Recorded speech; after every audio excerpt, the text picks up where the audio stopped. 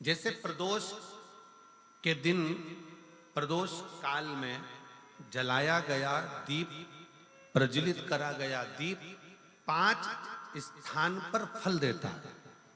कितने स्थान पर फल देता है? 5 स्थान पर। आप में से कितने लोग हैं जो प्रदोष के दिन दीप लगाने मंदिर जाते हैं या शंकर जी के मंदिर पहुंचते हैं? बहुत बहुत प्रणाम आपको, साधुता जानना चाहिए। अपना प्रदोष के दिन, प्रदोष काल में लगाया गया दीपक 5 स्थान पर फल देता है। पहला स्थान, अगर हमको या हमारे परिवार में किसी को काल सर्प दोष है तो हमारा प्रदोष का लगाया गया दीपक कहीं पूजन मत कराओ, वो दीप जलाने से ही काल सर्प दोष समाप्त होता चले जाता है। दूसरा स्थान, पितृदोष। अगर किसी ने कह दिया कि तेरे घर में पितृदोष है, तेरे घर में, कई लोग बता देते हैं कि तुम्हारे घर में कई माताएं पूछती हैं, मेरे घर में बेटा नहीं, मेरे घर में 3 बेटी हो गई, 4 बेटी हो गई, 5 बेटी हो गई, बेटा नहीं है, बेटा नहीं, तो किसी ने कह दिया पितृदोष है।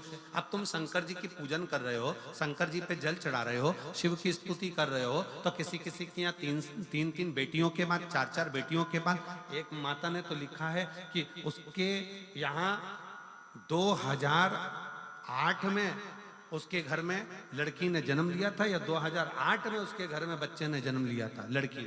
उसके बाद फिर लड़की ने जन्म लिया और उसके बाद उसके घर में कोई पुत्र का योग नहीं बना। तब उसने प्रदोष के समय पर शाम को दिया लगाना प्रारंभ करा और 2008 में बच्ची जन्मी थी और अब 2024 में उसके घर में लड़के ने जन्म लिया।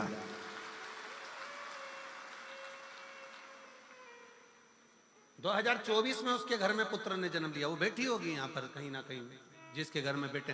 पहले की लड़की हुई, फिर 2 जुड़वा लड़की हुई, जुड़वा लड़की में से एक लड़की शांत हो गई, फिर आखिरी में बच्ची के कारण बस संतान प्राप्ति का योग नहीं बना। आखिरी में उसने फिर पुनः भगवान शंकर के प्रदोष काल में दीप जलाना प्रारंभ कर। कहीं बैठी हो तो हाथ हिला सकती हैं, अगर कहीं बैठी हो। कितना कितना विचित्र कर्म है, जरा विचार करिएगा कि प्रदोष काल का लगाया गया दीपक, प्रदोष काल, प्रदोष के दिन, प्रदोष काल का जो दीपदान होता है वो सरल नहीं होता, वो सहज नहीं होता। 5 स्थान की पूर्ति करता है। पहला, जम के बोलो, पहला स्थान किस चीज के लिए? काल सर्पदोष के लिए। दूसरा, पितृदोष। कैसा भी तुम्हें कोई पितृदोष बता दे, कितना भी तुमसे कोई कह दे कि तेरे घर में पितृ का दोष है, तेरे घर में ये दोष है, अगर आप प्रदोष के दिन, प्रदोष काल में, अर्थात सूर्य अस्त के समय के 2:45 तक का जो समय होता है, 2 घंटे के समय का, उसके अंतर्गत अगर आप प्रदोष काल के समय में भगवान शंकर को दीप लगाने के लिए अगर पहुंचे हो तो वो आपको फल देगा ही, पितृदोष का निवारण होगा ही। चाहे तुम कुछ करो चाहे मत करो, वो पितृ की शांति करा दे। दूसरे नंबर पर है पितृदोष। तीसरे नंबर पर है वास्तु दोष। हमारे घर का, अब एक बहुत सावधानी से श्रवण करने वाला विषय है।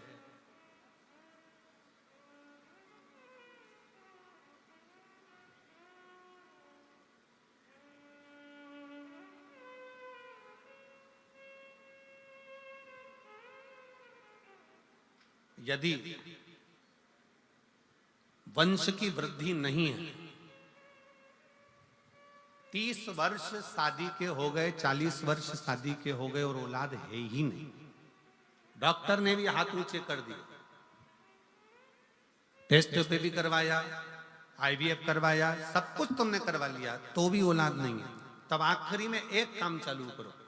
प्रदोष का दिन दोनों पति पत्नी व्रत चालू कर दो प्रदोष का, और प्रदोष काल में शाम के समय जाकर एक ही दिए में 2 लंबी बाती जानते हो ना, रुई की लंबी कपास की बाती 2, और दोनों बाती एक ही दिए में रखकर पति पत्नी दोनों उसको प्रज्वलित करना प्रारंभ करें। बाबा संतान देकर ही रहेगा, औलाद आएगी ही। दीप की जो बाती में अंतर आ जाता है, एक गोल बाती में और लंबी बाती में अंतर आता है, बहुत अंतर आता है। पितरों के लिए गोल बाती का प्रयोग बहुत कम होता है महाराज। देवी जी के लिए, माता रानी के लिए, जगत जननी के लिए गोल बाती का प्रयोग बहुत कम होता है महाराज। ध्यान रखिएगा। एक पितृ के लिए, एक जगत जननी जगदम्बा दुर्गा भवानी के लिए गोल बाती का प्रयोग कम होता है, लंबी बाती का प्रयोग ज्यादा होता है। क्यों? क्योंकि हमारे घर की कुल देवी और हमारे घर के पितर हमारे वंश की वृद्धि करें, इसलिए लंबी बाती रखी जाती है, जिससे हमारा वंश बहुत लंबा चले, बहुत उन्नति की ओर बढ़े, इसलिए लंबी बाती का प्रयोग किया। शिव महापुराण की कथा कहती है 5 जगह पर हमारा जलाया गया एक दीप जो प्रदोष के दिन प्रदोष काल में लगाया जाता है, 5 जगह पर भारी पड़ता है। पहले नंबर पर जम के बोलते जाओ, काल सर्पदोष। दूसरे नंबर पर पितृदोष। तीसरे नंबर पर घर का वास्तु दोष। हमारे घर में कितना भी वास्तु दोष है, कोई ने कह दिया यहाँ बाथरूम नहीं बनना थी, यहाँ पर शौचालय नहीं बनना था, यहाँ सीढ़ी नहीं बनना थी, वो सीढ़ी वहां बनना थी, ये सीढ़ी वहां बनना थी। तुम पूरा घर तोड़वा के देख लो, उसके बाद में जैसा वास्तु वाले वैसा करा कर देख लो, उसके बाद भी तुमको शांति नहीं मिले तो समझ लेना कि तुम्हारे घर में अब वास्तु दोष तो तुमने दिखाकर समाप्त कर लिया, फिर भी वो समाप्त नहीं हो रहा, तो प्रदोष काल का लगाया गया प्रदोष के समय का दिया आखिरी में वास्तु दोष को भी समाप्त कर देता है और उसमें भी फल प्रदान करता है। काल सर्प दोष, पितृदोष, वास्तु दोष। चौथे नंबर पर 1 रुपया कमाया, 1.25 रुपये खर्च हुआ, पैसा आया गया। ये चौथे नंबर का व्यापार में थोड़े दिन दुकान अच्छी चली, थोड़े दिन बैठ गए, थोड़े दिन काम चला, थोड़े दिन बैठ गए, गाड़ी चली थोड़े दिन फिर बैठ गए, अर्थात हमारी फैक्ट्री थोड़े दिन चली फिर बैठ गए, कहीं ना कहीं तकलीफ, थोड़े दिन खाते थोड़े दिन रोते वाला चल रहा है। तो प्रदोष काल का प्रदोष के समय का दिया इस दुख को समाप्त कर कर रेगुलर एक जैसी सांझी, एक जैसी लक्ष्मी की वृद्धि करते चले गए, प्रदोष काल का। और 5वें नंबर का प्रदोष काल का दिया, प्रदोष समय का दिया 5वें नंबर पर रोग का निवारण का, रोग निवारण।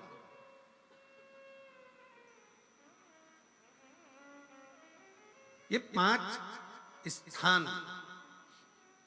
जो बताए गए हैं प्रदोष काल के दिन, प्रदोष के दिन दीप प्रज्वलन के। और अब की बार की जो शिवरात्रि आ रही है, बाबा देव अधिदेव महादेव की बड़ी कृपा है उस पर, बहुत करुणा।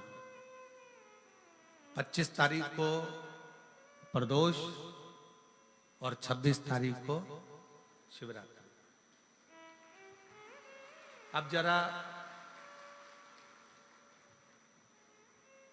प्रदोष के पर्यांत की, प्रदोष के बाद की बिल्कुल लगी हुई पीठ से जो शिवरात्रि होती है, वो शिवरात्रि अगर उस शिवरात्रि का व्रत, साधना, तप, भजन, संसार का मनुष्य कर लेता है तो जिंदगी में उसने कोई व्रत किए ना किए हो, अगर एक व्रत शिवरात्रि का, प्रदोष की पीठ से लगी हुई शिवरात्रि का अगर कर लेता है तो उसको पूरे जीवन के व्रत का पुण्य फल प्राप्त हो। एक व्रत शिवरात्रि का प्रदोष पर्यांत की, अर्थात प्रदोष की पीठ से जुड़ी हुई। अब अगर आप कोई ब्राह्मण से, अगर कोई विद्वज्जन से, कोई पंडित जी से आप पूछेंगे प्रदोष कितनी बजे लग रहा है, वो बताएंगे। फिर प्रदोष लगने के बाद प्रदोष कब समाप्त हो रहा है, तो जिस दिन 26 तारीख हो रही है उसमें लगाया, दोनों की पीठ मिल रही, दोनों।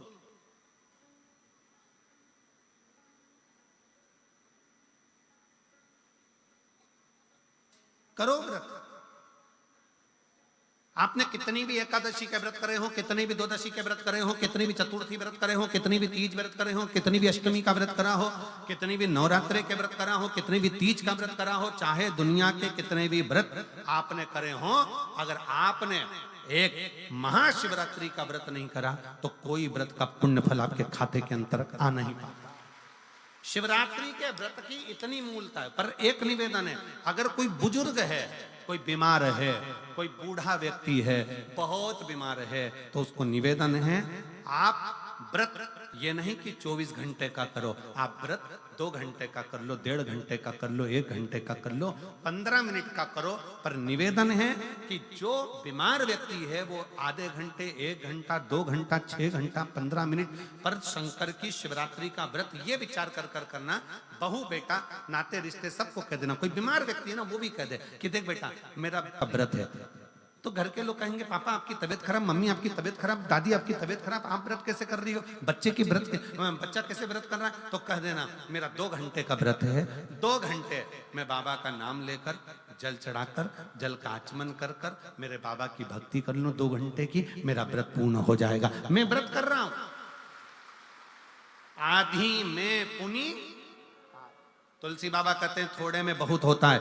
आपके व्रत अगर कोई बीमार है उसके लिए, अगर कोई कष्ट है शरीर में उसके लिए ऐसा व्रत है, बाकी के सभी के लिए तो वही व्रत शिवरात्रि का पूर्ण व्रत है जिसमें भगवान शंकर की विरल भक्ति को हम प्राप्त करें।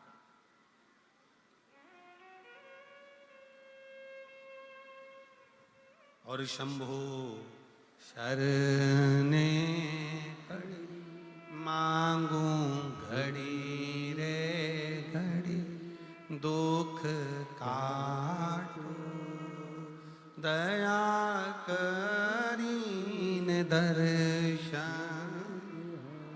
ओ शंभु शरण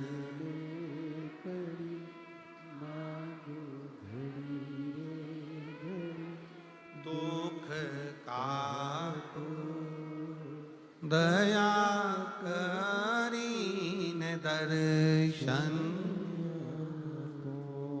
भगवान शंकर की अविरल भक्ति को धारण करिए, शिव तत्व को धारण करिए।